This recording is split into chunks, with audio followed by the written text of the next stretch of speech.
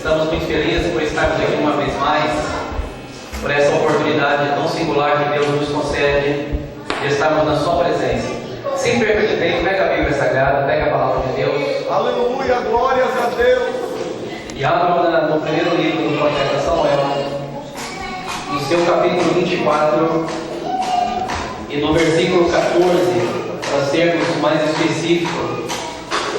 Primeiro livro do profeta Samuel, capítulo 24, versículo 14. Diz assim o texto, querido, para nós adiantarmos.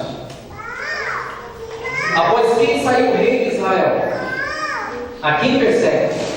A um cão morto? A uma pulga? Vamos repetir a leitura? Após quem saiu o rei de Israel? A quem persegues? A um cão morto? Ou a uma pulga? Amém? Agora eu vou ler e você logo após mim, você vai repetir. Repete comigo, diga: após quem saiu o rei de Israel?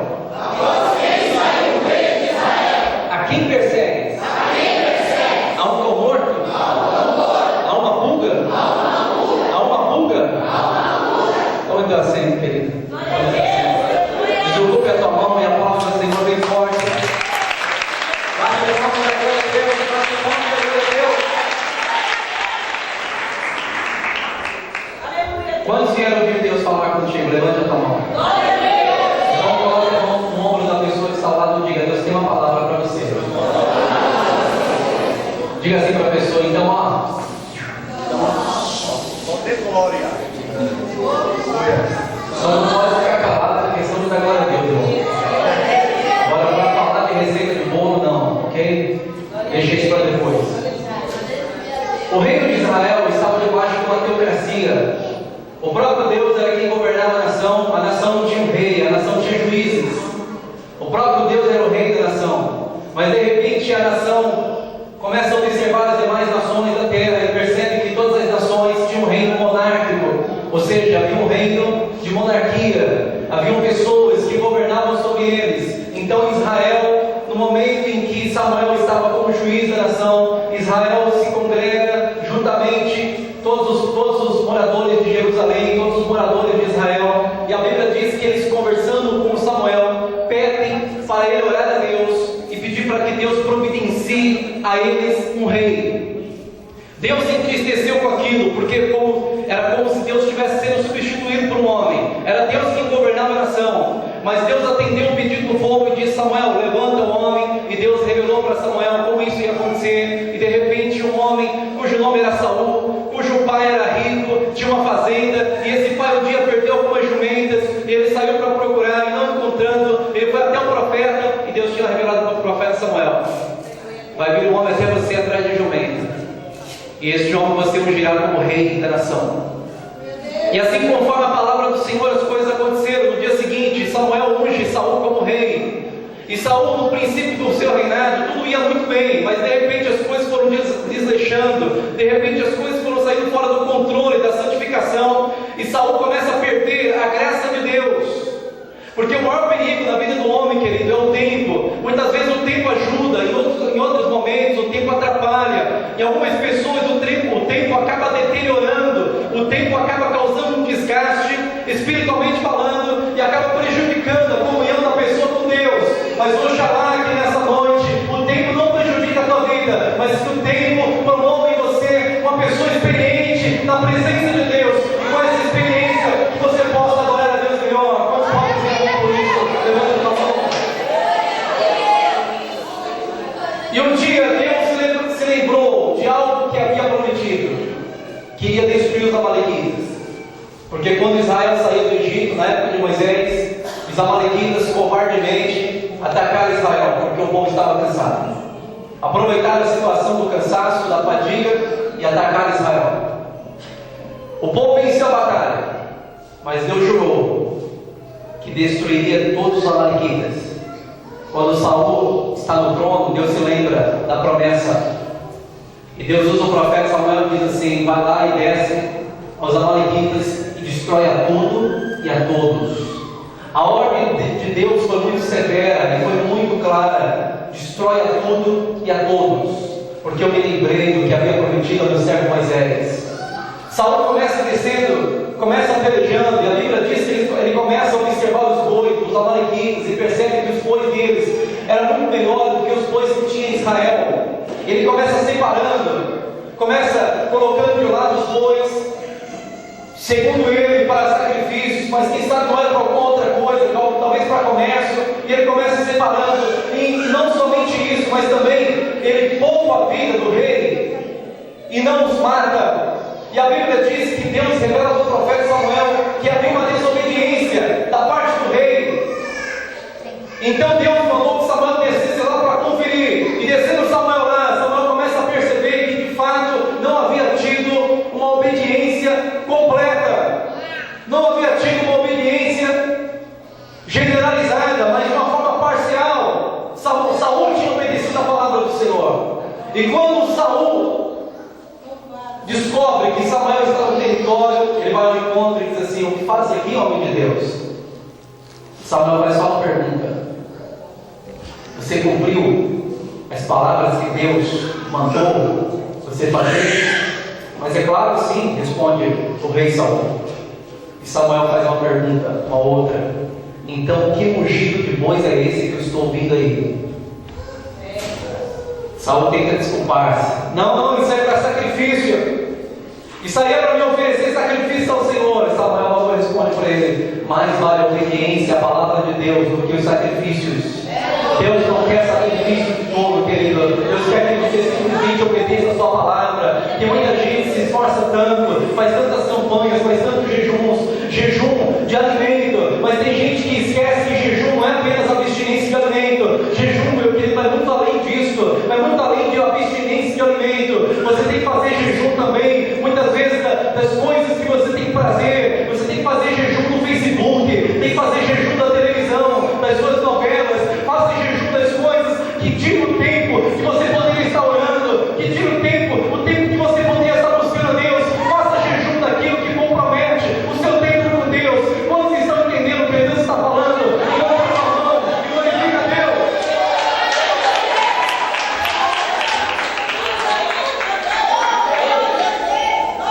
Não que seja pecado o Facebook, querido, mas tudo aquilo que compromete a tua vida com Deus é pecado. Vida com Deus é ter domínio próprio.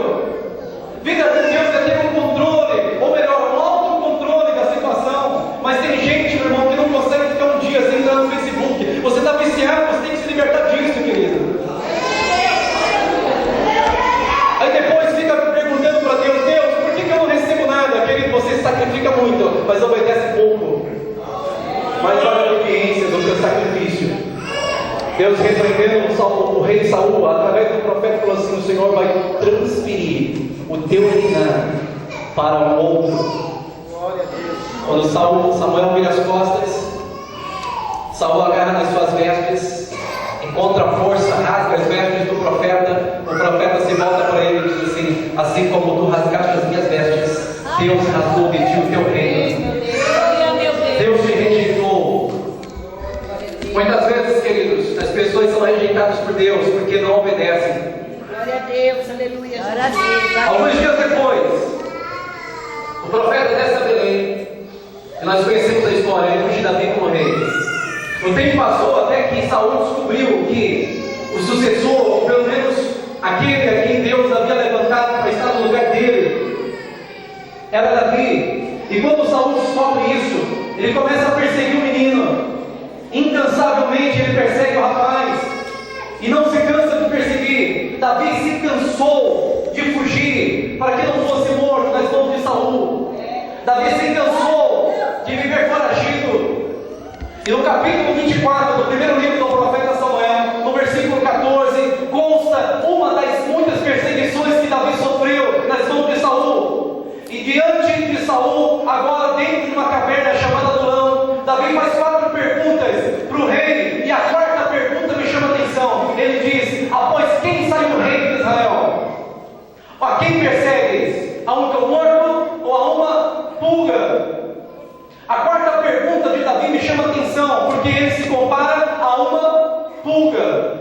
Um dia eu perguntei para Deus: Deus, por que Davi se comparou a uma pulga? O o Senhor me deu uma revelação que eu não quero ser egoísta, eu quero compartilhar contigo nessa noite. Quantos vieram ouvir Deus falar? Levanta a tua mão. Então vamos entrar na mensagem. A pulga tem 5 características. Essas 5 características precisam estar nas nossas vidas. Estiveram na vida de Davi e precisam estar nas nossas vidas. Por que Davi se compara com a pulga? Ele não quis se comparar uma coisa que não presta, uma coisa insignificante, medíocre. Então a pulga tem 5 características. A primeira característica da pulga: a pulga é ser pequena. Quando eu falo ser pequeno, eu falo de humildade.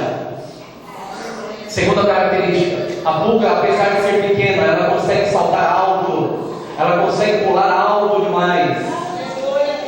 Não é coincidência, o salmista Davi, no capítulo 29, ele escreve dizendo assim: com o meu Deus eu saltei por sobre uma muralha. Quem está com Deus tem característica de pulga, consegue saltar alto. A terceira característica da pulga: a pulga se multiplica de forma fácil e rápida. Quando eu falo de se multiplicar de forma fácil e rápida, eu estou falando de evangelização, porque não tem nada na igreja que faz crescer o quadro de membros da igreja a não ser a tarefa da evangelização. Quarta característica da pulga: a pulga ama o sangue. Na verdade, sem sangue a pulga não vive. A igreja também precisa ter essa característica. A igreja precisa amar o sangue de Jesus. Aleluia. Quinta e última característica da pulga: a pulga, no momento em que está sendo perseguida, ela é pulga, mas não é burra. Ela vai para uma parte do animal onde tem pelo em excesso, porque uma vez que ela vai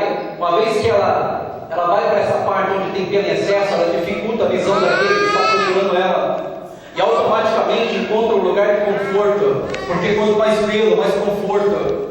Deus tem para a igreja, Deus tem para você em particular. Nos dias que você estiver sendo perseguido, Deus tem para você um lugar de conforto, para você passar o tempo da sua promoção. Levante a sua mão, querido, glorifica a Deus.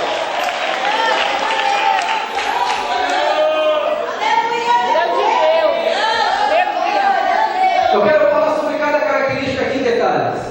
Então voltemos, pois, para a primeira característica da pulga. A pulga é um inseto pequeno. Dependendo da capacidade ocular, da capacidade ótica de cada ser humano, tem gente que não vai conseguir enxergar uma pulga de tão pequena que é. Já viu aquelas pessoas que não conseguem colocar uma linha no buraco da agulha? Não conseguem enxergar a pulga. Infelizmente, a pulga é um inseto pequeno.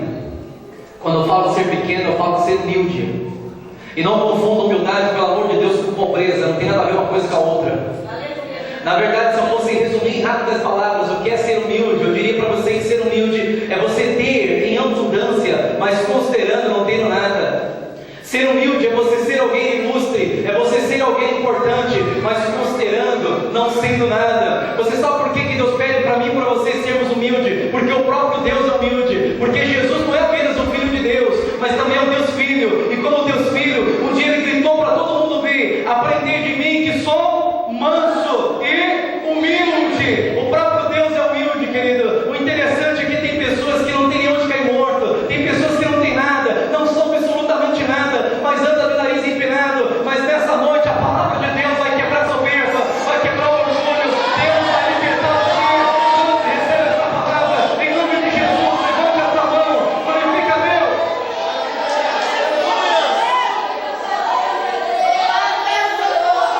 Ser humilde. João Batista, Jesus disse dele as seguintes palavras: dos nascidos de mulher não teve profeta maior do que João Batista. Mas a frase de Jesus continua: mas o menor no reino dos céus é maior do que ele. Sabe o que Jesus quer dizer com isso? Quanto menor você se fizer no reino de Deus, maior você será para Deus. Porque para a ótica de Deus é diferente da nossa. Para Deus, os últimos serão os primeiros. Se você quiser ser o primeiro, seja o último. Se você quiser ser o maior, seja o menor, querido. Porque assim funciona a ótica de Deus em relação a nós. E um dia, a Bíblia diz que chegaram alguns fariseus para João Batista e disseram assim: olha, existe um grupo de pessoas que está lá com Jesus do outro lado do rio. Inclusive os discípulos também estão com ele. E Jesus está batizando pessoas, muito mais do que você. João Batista olhou para aqueles homens que vieram dar a resposta para ele, que vieram dar essa palavra para ele, e disse assim: O importante é que ele cresça e que eu diminua. Ser humilde é sinônimo de pequenez, querido. Quando eu falo de ser pequeno, eu falo de ser humilde. É preciso ser pequeno. Um irmão teve uma visão, e na visão ele via todo mundo de vestes brancas, significando que todos eram crentes. Todos de vestes brancas, uma grande multidão. E na visão, o que chamava a atenção dele é que todos eram da mesma estatura, todos eram do mesmo tamanho. Não tinha ninguém menor do que o outro, nem muito menos maior do que o outro. Todos eram da mesma estatura. E passava uma espada de 2 fios, rente o fio de cabelo de cada um deles. Ela vinha para cá, beirando o fio de cabelo, e voltava beirando o fio de cabelo de cada pessoa. Mas só que tinha alguns engraçadinhos no meio daquela multidão que diziam assim: peraí, eu estou igual a todo mundo aqui, eu sou do mesmo tamanho do que todos, eu preciso ser diferente, eu preciso ser maior. Aí eles pulavam para tentar ser maior, e no momento que pulava a espada, cortava. Olha para quem está ao lado e diga: se você tentar ser maior que ele, diga: a espada, ó. Aleluia, Deus! Seja humilde. Seja humilde.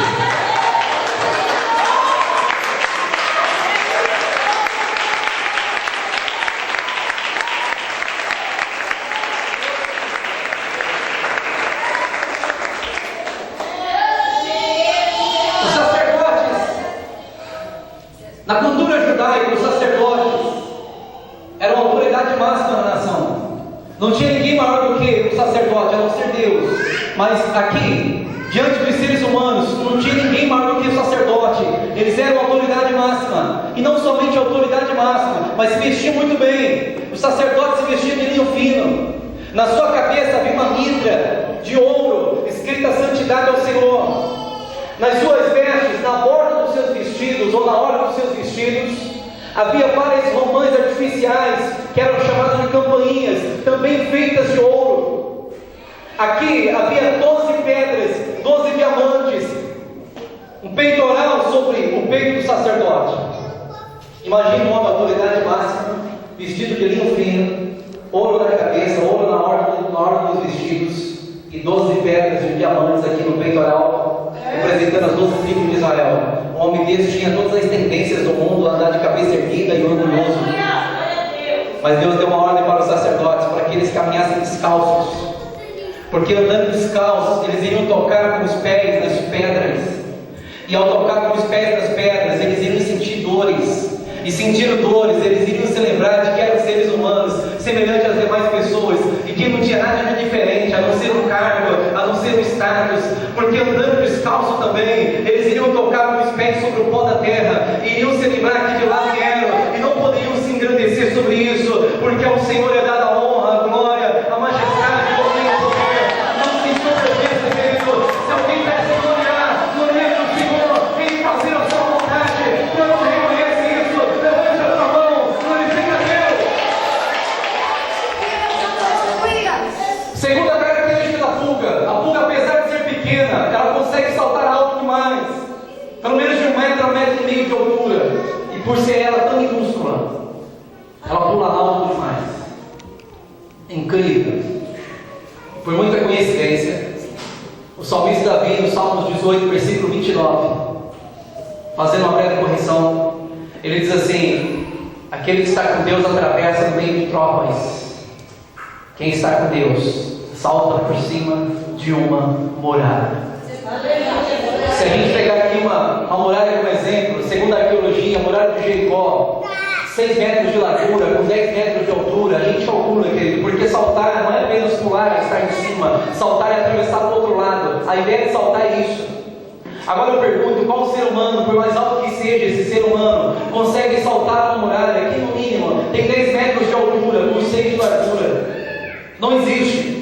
É lógico que isso é linguagem figurada. Existem muralhas de dificuldades nas nossas vidas que muitas vezes nós não conseguimos transportar, nós não conseguimos fazer nada. As muralhas não ruem. A Bíblia diz, querido, que Josué, na liderança do povo de Israel, ele rodeou a muralha 7 dias, 13 voltas, 6 dias dando uma volta, e no 7º dia deu 7.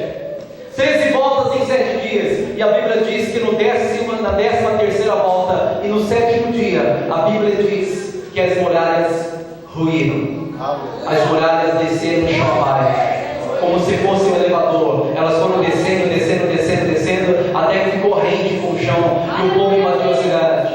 A Bíblia diz também, em relação a muralhas, a Bíblia diz que Paulo estava preso dentro da cidade de Damasco e o rei dos damascenos procurava Saulo ou Paulo para tentar matá-lo, mas de repente alguns dos discípulos se reuniram, colocaram Saulo dentro de um cesto e desceram ele por sobre uma janela que estava em cima da muralha. Eu não sei qual é a tua situação, querido. Talvez você está como Josué, fazendo campanha em volta das muralhas. Talvez você está como Saulo, sendo descido ou auxiliado para descer por sobre as muralhas, para receber o livramento de Deus. Eu não sei qual situação você está. Talvez você já tentou das duas coisas, não deu certo, mas nessa noite Deus vai te dar a característica de fuga. Você não vai precisar fazer campanha, você não vai precisar de auxílio para descer por essa muralha, porque Deus vai fazer com que você pule, com que você salte muralhas. Se você crê nessa capacidade sobrenatural, levanta a sua mão, glorifica o Rei, glorifica a Deus, que está te capacitando para atividades espirituais e sobrenaturais nessa noite.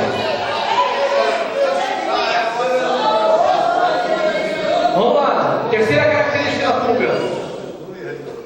A fuga se multiplica de forma fácil e rápida. A fuga se multiplica de forma fácil e rápida. 20 filhotes dentro de 21 dias, ou seja, cada dia 20. 21 dias consecutivos dá bastante.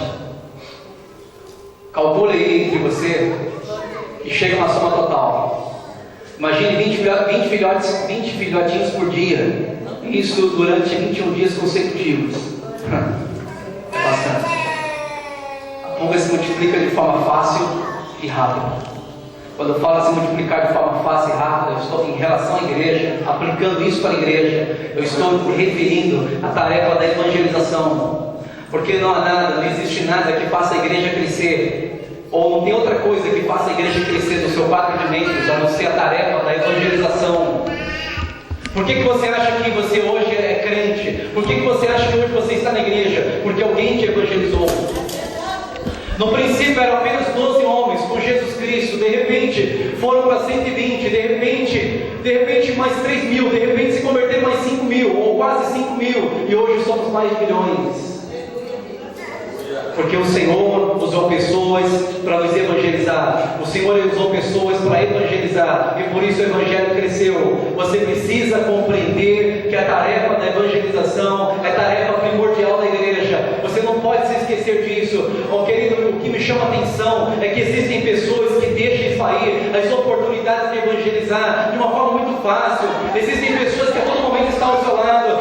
Lá no seu trabalho, existem pessoas que o dia todo estão ao seu lado. E você nunca sequer disse para essa pessoa que Jesus o ama, mas Deus quer usar a tua boca, Deus quer usar você para evangelizar vidas, para ganhar almas. A tarefa da evangelização não pode parar. Deus quer utilizar você, querido, boca a boca, de forma pessoal, para você ganhar vida para Jesus. Você foi ganho porque alguém evangelizou você, e não pode parar por aí. Você precisa ganhar pessoas para o reino de Deus. Quando estão entendendo isso, levanta a sua mão.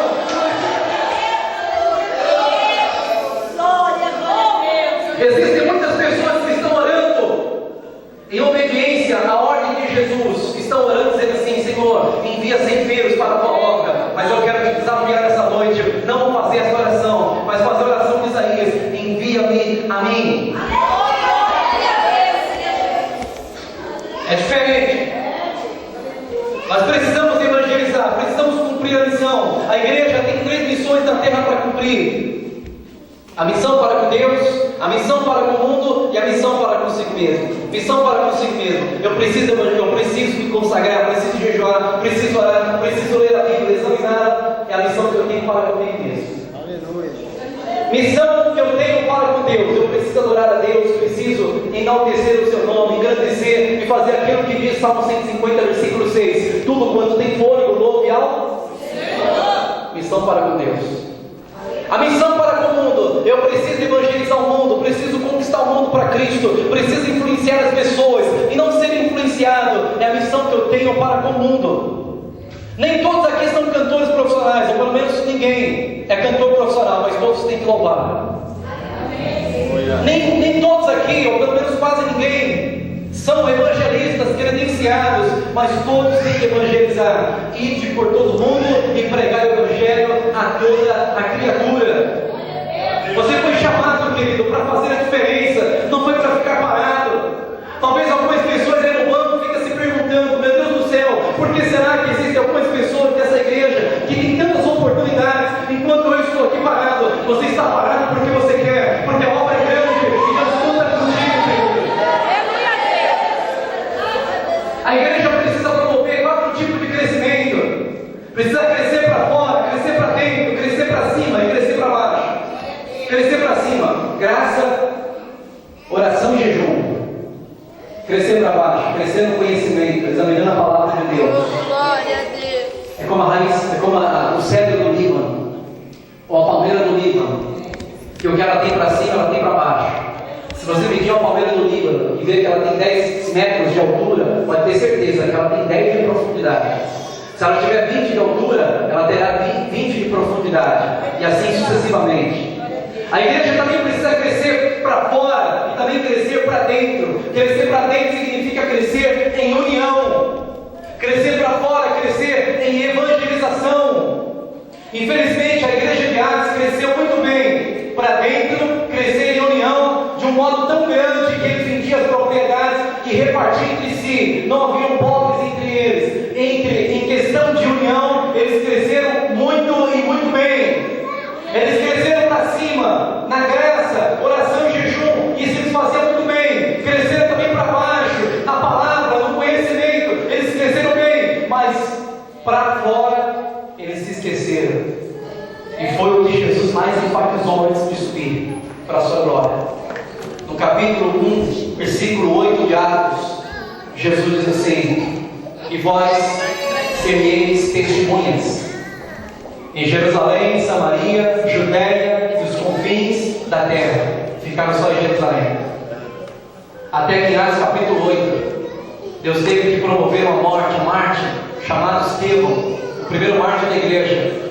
E de repente a nação, ou pelo menos os reis, ou pelo menos aqueles que estavam diante da nação, liderando o país, aproveitaram a morte de Estevão e começou a provocar outras mortes, ou pelo menos tentar provocar, começaram a perseguir a igreja. E existem pessoas que, apesar de crente, não querem morrer, e começaram a fugir, começaram a correr, e automaticamente foram fugindo para outros países, foram pregando lá também a palavra de Deus, porque existem algumas situações na vida de alguns evangelistas e missionários que Deus tem que promover uma perseguição para despertar essa pessoa. Muitas vezes em algumas igrejas Deus tem que promover uma perseguição para despertar as pessoas para a tarefa evangelística. Mas a minha oração nessa noite é que não precise de nenhuma perseguição para que você se desperte, querido, mas que você se levante agora pelo poder dessa palavra e comece a pregar aquilo que Deus instruiu você a pregar. Em nome de Jesus, levante, porque Deus conta contigo.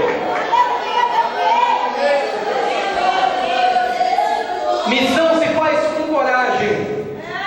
Um dia Deus revelou para uma jovem que Deus iria levá-la para um leprosário, para uma casa de leprosos. Mas como ela era de menor, pediu a autorização dos pais, que também eram crentes.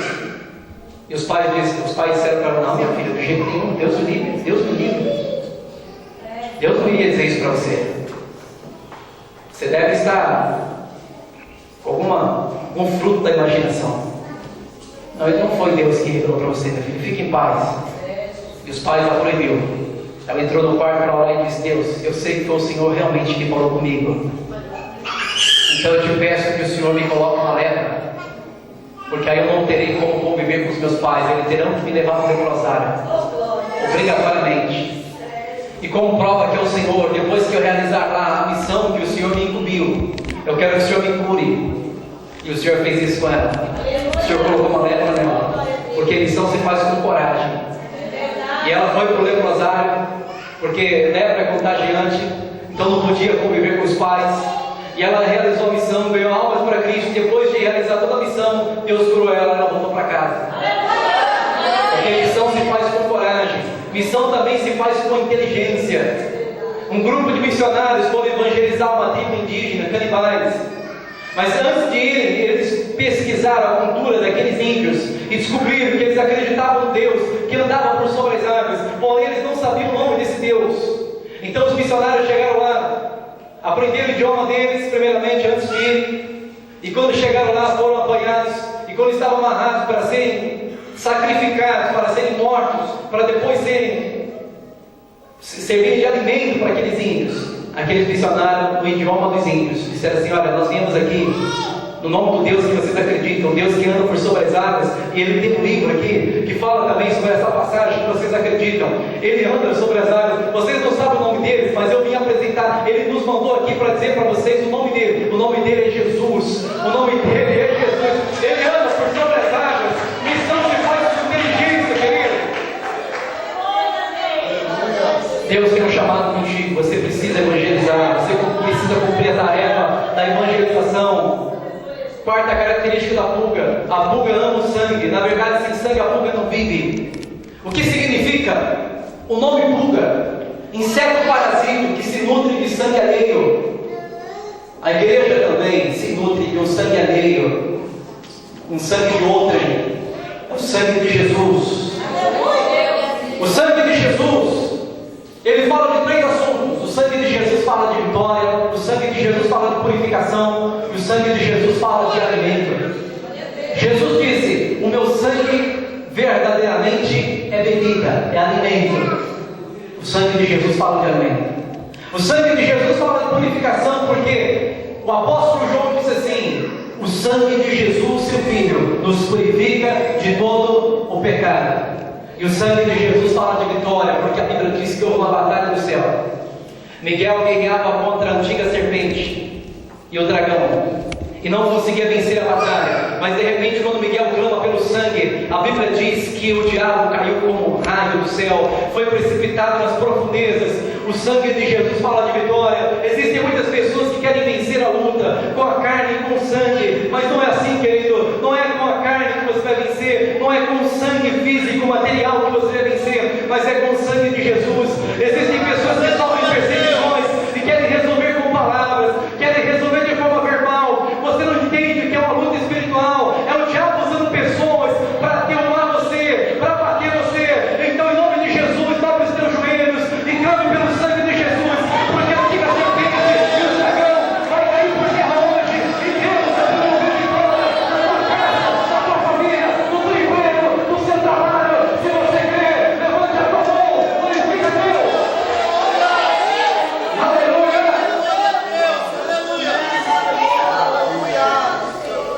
O sangue de Jesus é vitória para as nossas vidas, querido. E para finalizarmos, quinta e última característica da pulga. A pulga é pulga, mas não pulga.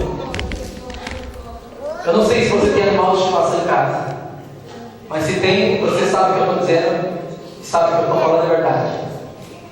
Quando eu tinha um cachorro, eu cansava de ver isso acontecer, né? Estava lá revirando o pelo, o cachorro, e aí eu via uma pulga correndo entre os pelos. Quando ela percebia que eu estava procurando ela, aí ela saía, né? Assim? Quem tem animal de estimação aqui, levanta a mão. Gato, cachorro, onça. Você sabe o que eu estou falando. E ela vai para uma parte do animal onde tem pelo em excesso, para dificultar a visão, né? Porque quanto mais pelo, é mais difícil de encontrar. E automaticamente, quando a pulga vai para essa parte do animal, apesar de ela não procurar isso, ela não procura conforto, ela procura o sangue, mas quando ela vai para uma parte do animal onde tem pelo em excesso, automaticamente, quanto mais pelo, mais conforto. E não é muita coincidência, Deus também, nos dias em que nós estamos sendo perseguidos, Deus tem para as nossas vidas um lugar de conforto. E eu provo isso com uma passagem bíblica. A Bíblia conta a história de um homem que orava 3 vezes ao dia. As suas janelas, a janela da sua casa estava na terra cativa, na Babilônia, e a janela da sua casa estava voltada para Jerusalém, para as portas de Jerusalém.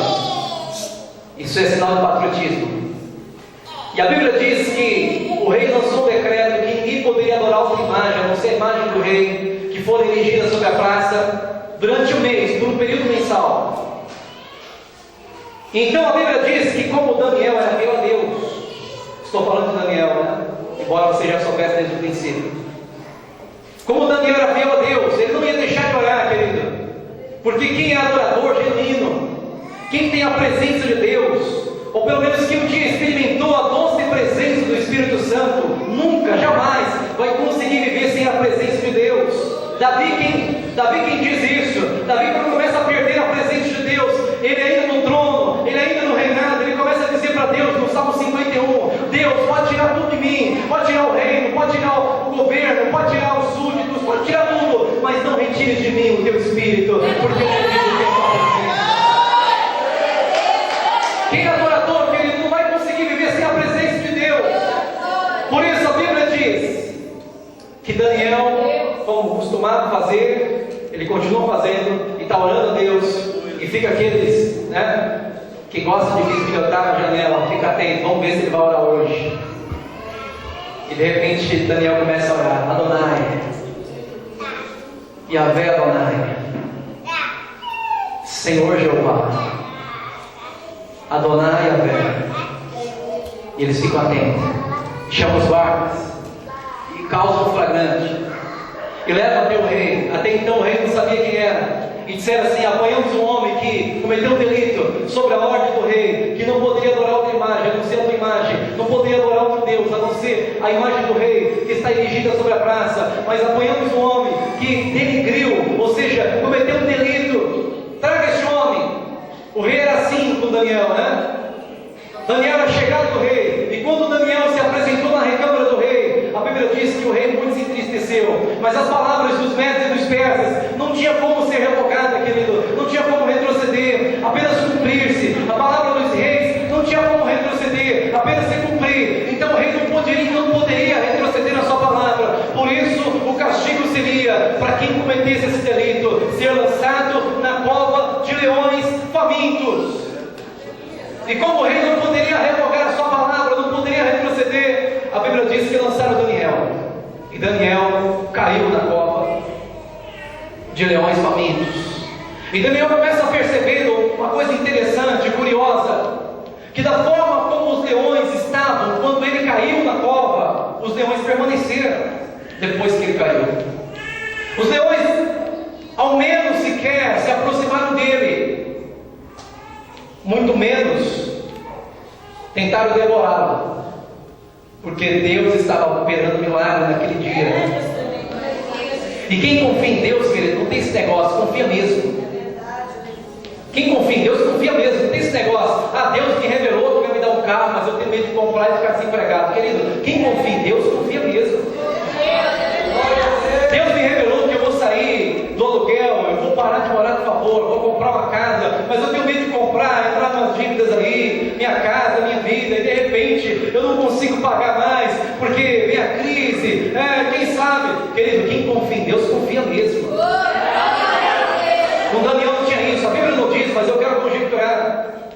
Daniel viu que os leões não se aproximavam dele, aí Daniel foi se aproximando. Já que os leões não se aproximam de mim, Daniel perguntou: eu que vou me aproximar deles. Eu disse que Deus tinha para você na prova um lugar de conforto. E pense no conforto, só a juba do leão tem bastante pelo, né? A pulga de Deus aqui, escute. Daniel foi se aproximando, leãozinho bonitinho, leãozinho, foi passando a mão, sentou do lado de um assim, né? Passando a mão, deitou a cabeça de um leão aqui, felizando, a pulga no meio dos pelos, lugar de conforto, foi alisando e deitou sobre a juba do outro leão aqui, um travesseiro, bem confortável. De repente alguém grita, o rei ficou perturbado: meu Deus, Daniel, meu melhor amigo. E ele foi até a porta da cova, até a entrada, e disse: Daniel. Ele acorda porque ele estava dormindo, estava num lugar de conforto. Pois não, rei, porventura o teu Deus te livrou. Ora, não precisava responder, né, irmão? Ele estava falando. Ora, sim, ó rei, o Senhor enviou o seu anjo e me livrou da boca dos leões. O Senhor guardou o leão, não, o Senhor guardou Daniel da boca dos leões. Muitas vezes nós não entendemos o que Deus quer fazer. Muitas vezes nós pedimos para Deus o livramento da cova, mas Deus não quer te livrar da cova. Deus quer te livrar dentro da cova, querido. Não fuja das perseguições, não fuja daquilo que muitas vezes nos constrange, porque Deus quer dar vitória para você e mostrar para os seus inimigos quem é Deus na sua vida.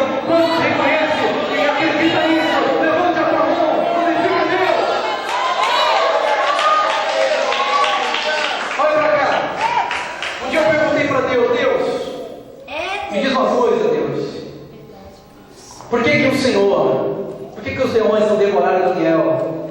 Eu não quero a resposta que está no texto, Daniel capítulo 6, porque o Senhor enviou o seu anjo, eu quero algo mais profundo. Porque está escrito em Jeremias 33:3, dizendo assim: clama a mim e responder-te-ei, e anunciar-te-ei coisas grandes e firmes que ainda não. Falei, Deus, eu quero uma coisa que ainda não sei, por isso que eu estou clamando. O Senhor falou comigo assim: meu filho, um animal com outro animal da sua espécie, eles não entram em atrito, eles não brigam. Percebe que era uma cova de leões, não era um leão, havia vários leões, e todos eles estavam famintos, mas nenhum leão devorou outro leão, querido, porque era da mesma espécie. O Senhor falou comigo: um animal com outro animal, se for da mesma espécie, eles não entram em atrito. Por isso que os leões não devoraram Daniel. Eu falei, Deus, eu não entendi ainda. O Senhor falou, vou te esclarecer. Estava entre aqueles leões famintos, um leão diferente. E esse leão usou o idioma leôncio, não sei qual seria o idioma, que conversou com os demais leões, dizendo assim: olha, esse aí que vai cair na cova agora, não se aproxime dele, não faça nada. E se ele aproximar de vocês, não faça nada. Deixa ele fazer o que ele quiser, não lhes faça nada. Aí os leões talvez se retrucaram: mas como? Fique em paz, porque depois dele vai cair tanta carne, mas tanta carne, que vai dar para guardar na geladeira, vai dar para fazer churrasco, vai dar para fazer tudo o que vocês quiserem. Escute, o leão da tribo de Judá, querido, entrou naquela cova de leões e conversou com os demais leões e disseram: não toquem Daniel, porque depois dele vai cair muita gente aí, que vocês vão ter carne pro resto da semana, vão matar a fome, que vocês estão aí em jejum por mais de um mês. Fica tranquilo, o leão da tribo de Judá livrou Daniel. A Bíblia diz que Satanás, ele brama